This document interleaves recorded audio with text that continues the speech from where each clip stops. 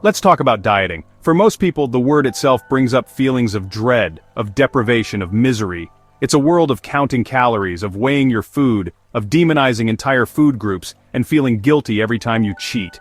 You suffer for weeks or months, you lose some weight, and then, the moment you try to go back to a normal life, the weight comes roaring back, often with a few extra pounds as a souvenir. It is a soul-crushing cycle. What if there was a different way? What if the secret to a healthy, lean body and a happy relationship with food wasn't about restriction at all? What if you could eat the foods you truly love, enjoy a satisfying feast every single day, and never have to count another calorie for the rest of your life? It sounds like another late-night infomercial promise. Too good to be true. But according to Gin Stephens, it is the simple and liberating reality of a lifestyle she calls fast, feast, repeat. In her hugely popular book Stephens, who is not a doctor but a dedicated researcher and a long-term successful intermittent faster, distills years of science and personal experience into a clear, flexible, and profoundly empowering guide. This is not a diet book, it is a philosophy book. It's about using the ancient healing practice of intermittent fasting not as a tool for short-term deprivation, but as a lifelong strategy for health, vitality, and most importantly for freedom. It's a guide to finally getting off the diet roller coaster and learning to trust your own body again. The liberation of delay, don't deny. The entire philosophy of fast, feast, repeat can be understood in one simple, powerful phrase: delay, don't deny. This is the core principle that separates intermittent fasting, as a lifestyle, from every other diet you have ever tried. Traditional diets are all about denial. They hand you a long list of forbidden foods: no carbs, no fat, no sugar, no joy. You are constantly fighting against your own cravings and desires, a battle of willpower that you are almost destined to lose. The moment you declare a food off limits, it becomes the only thing you can think about. This is human nature. Intermittent fasting flips this entire script on its head.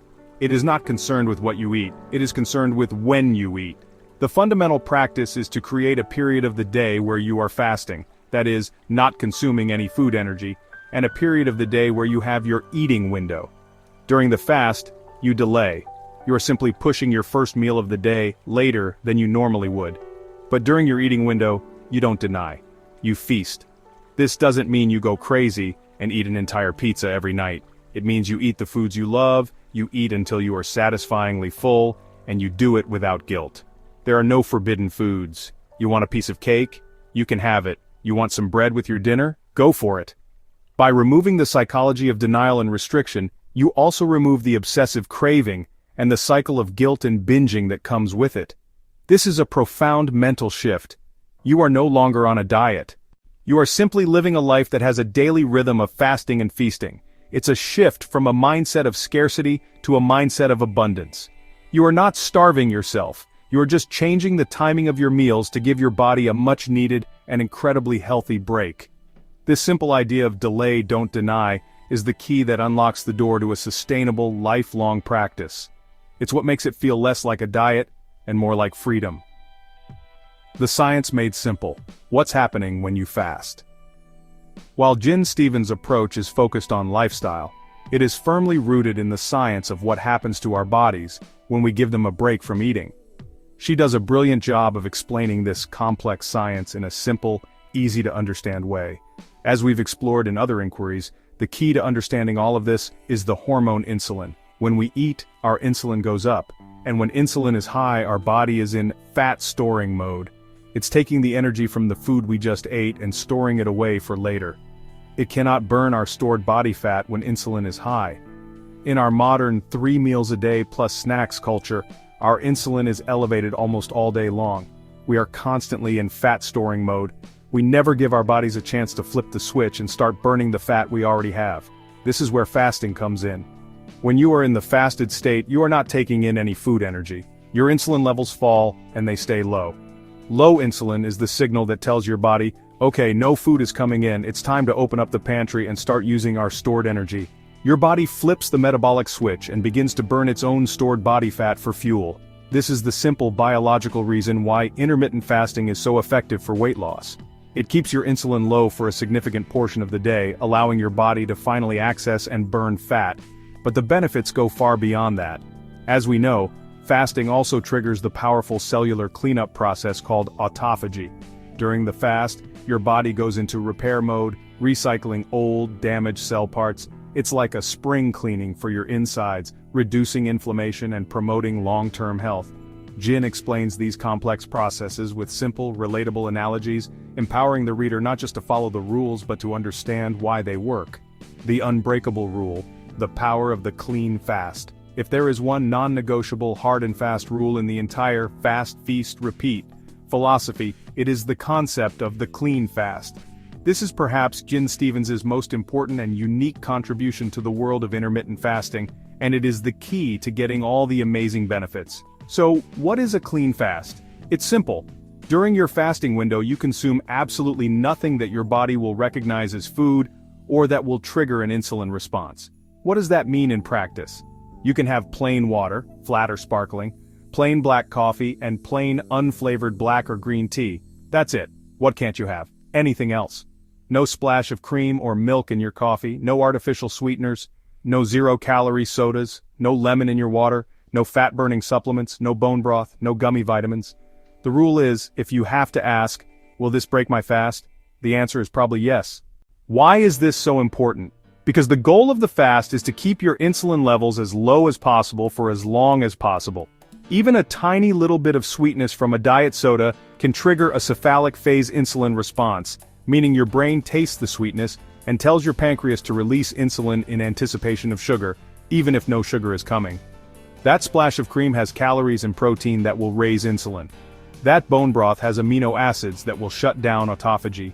The clean fast is what ensures that your body stays in a truly fasted state, where it is burning fat, cleaning up your cells, and healing your metabolism. Jin is adamant about this point because it's the #1 mistake that new fasters make. They think a little bit of something won't matter, but it does. Sticking to the clean fast is what separates people who get incredible results with intermittent fasting from those who just feel hungry and frustrated. It is the single most important key to unlocking the full power of this lifestyle. Finding your rhythm, a flexible menu of options. One of the most appealing aspects of Jin's philosophy is its flexibility. She emphasizes over and over again that there is no one perfect intermittent fasting schedule. The best protocol is the one that works for your body and your life, the one that feels like freedom, not a prison. For beginners, she recommends starting with what she calls the 28-day fast start. This is a gentle on-ramp to the lifestyle, a period of adjustment where you don't worry about the scale but simply focus on practicing the clean fast and finding an eating window that feels comfortable. The most common and popular style of intermittent fasting is time-restricted eating, or TRE. This is where you fast and eat every single day. The most common pattern is 16-8, where you fast for 16 hours and eat in an 8-hour window. This might look like skipping breakfast and eating between noon and 8 p.m., but it's flexible. If you love breakfast, you could eat from 8 a.m. to 4 p.m. and skip dinner. Another popular TRE pattern is 19, 5 or 20, 4. And then there is one meal a day, or OMAD, where you have a very short eating window of just an hour or two. But she also explores other patterns for people who want more variety. There is alternate day fasting, or ADF, where you eat normally one day, and then have a down day the next, where you either don't eat at all, or eat a very small meal of about 500 calories. This creates a rhythm of 36 to 42-hour fasts. There are also longer, extended fasts, though these are more advanced and require more care. The key message throughout this section is one of self-empowerment. You are the expert on your own body. Jin encourages you to be a scientist of yourself. Try different windows. See how you feel. Pay attention to your energy levels, your hunger signals, and your mood. The goal is to find a protocol that makes you feel amazing, that is easy to stick with, and that fits seamlessly into your social life. This flexibility is what makes it a true lifestyle, not just another diet to be endured and then abandoned. The other half of the equation, and the part that makes this lifestyle so joyful and sustainable, is the feast. Your eating window, or what Jin calls your up day, is not a time for restriction. It is a time for feasting. Now, feasting does not mean a wild, out-of-control binge on junk food. It simply means eating normal, delicious, satisfying meals until you are comfortably full. This is the don't deny part of the philosophy. Because you are not eating all day long, you get to have larger, more satisfying meals during your window. You can eat the foods you love. You can go out to dinner with friends. you can have a piece of birthday cake. You can live your life. Jin's advice for the feasting period is simple and based on common sense. She encourages you to focus on high-quality whole foods. The fasting part of the day is when your body is in repair mode. The feasting part is when you give it the high-quality building blocks it needs to do that repair work. So, you should focus on good sources of protein, healthy fats, and lots of vegetables and whole food carbohydrates, but she is not dogmatic about it. She believes that once your body becomes fat-adapted and your insulin levels are low, you become much more metabolically flexible. Your body can handle a wider variety of foods without going into fat storage overdrive. The key is to listen to your body's signals. Eat when you are hungry. Stop when you are full. Your body, once it is healed from the constant bombardment of food, is actually very good at regulating itself. This is the ultimate freedom. The freedom from having to constantly think and worry about food. You have a simple structure for your day, a clean fasting period where you don't think about food at all, and a satisfying eating window where you eat the foods you love without guilt. It is a simple, elegant, and powerful rhythm that can free you from the prison of diet culture forever. This is a philosophy of simplicity and self-trust. It's about getting back in touch with the natural rhythms of your own body, rhythms that have been drowned out by a culture of constant eating. It's a practical guide to finding a peaceful, sustainable, and joyful relationship with food.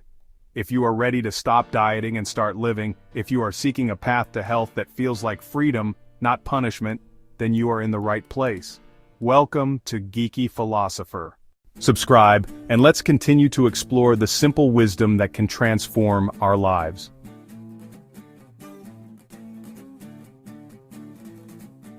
Welcome to Geeky Philosopher. Subscribe, and let's continue to explore the simple wisdom that can transform our lives.